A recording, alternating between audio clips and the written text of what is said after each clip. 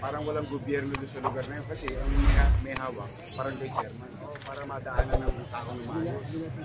Saka yung mga, dati nalinis na natin yun. Yes, sir. Nag-settle pa tayo. In-spoiled ng dating administration natin ng panibagong bahay. Yes, so, yun ang tayo ko ng pangalawang binondomino.